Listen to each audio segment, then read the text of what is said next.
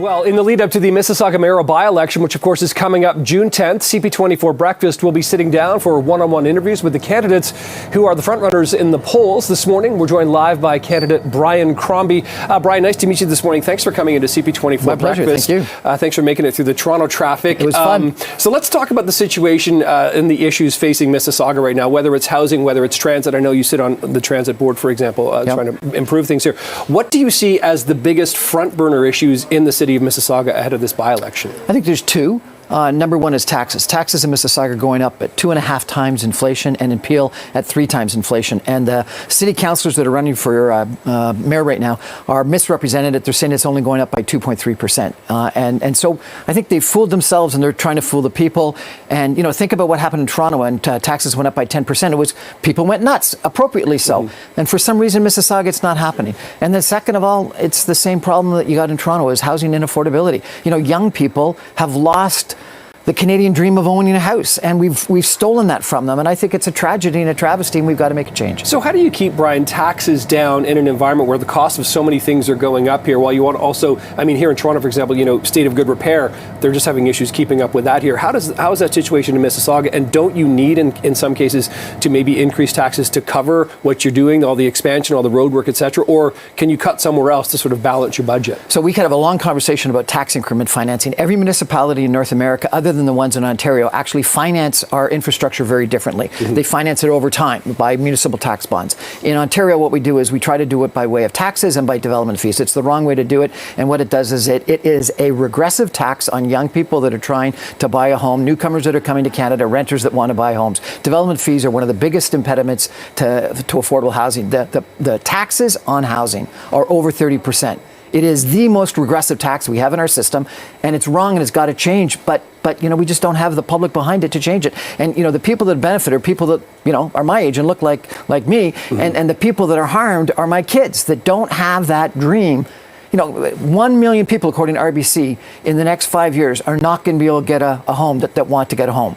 It's a travesty. Is a mayor of a big Canadian city powerful enough and strong enough to be able to make the necessary changes? No question. Yeah. So, you know, I think we're into housing crash. It's going to be a problem. We've got more than 24 months of condo inventory right now. You know, there's condos. There's a condo down the street on King Street here that has been marketing. They've sold 2 units. So condos are in a real problem right now. Mm-hmm. What mayors could do is they could slash development fees, or in fact eliminate development fees for purpose-built rental or anything under $500,000. That would, and you're not going to earn that much development fees anyway if no one's building. But if you slashed it or took it away for inexpensive housing, I think it would change things dramatically. I think that transit, we got to talk about transit. Transit is where people want to live, particularly millennials. They want to live near transit, and they don't want to have to pay $100,000 or $120,000 for a parking spot. It's crazy. And so what the cities have demanded in the past is that they've got to have parking spots, 1 or 2 per every unit.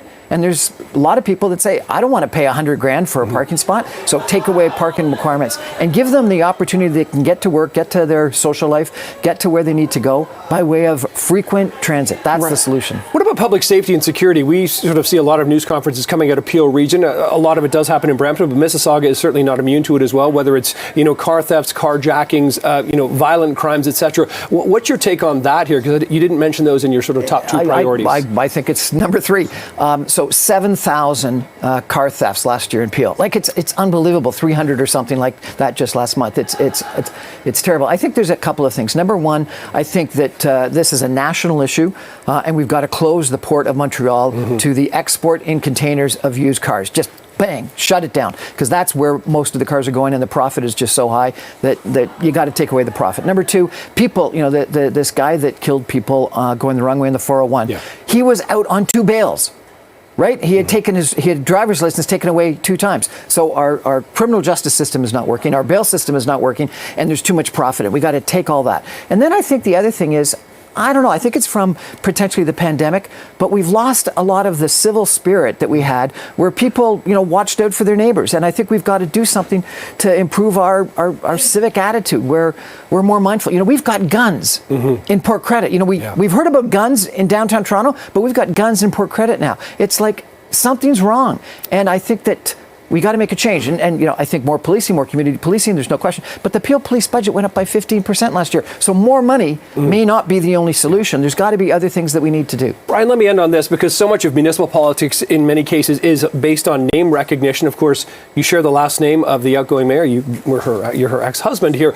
Would a Brian Crombie mayoralty be a continuation of a Bonnie Crombie type mayoralty style, or policies, that kind of thing? Because I think some voters are maybe asking, if I put Crombie down, what am I going to be getting? A similar path or a different path? So I disagree completely with that. I think that the problem we've got in Mississauga is we've got a city council that have been there for too long and aren't making good changes. And, at all the different debates that have happened in the last little while, people have talked about taxes too high, inaffordability, crime. You go through that list.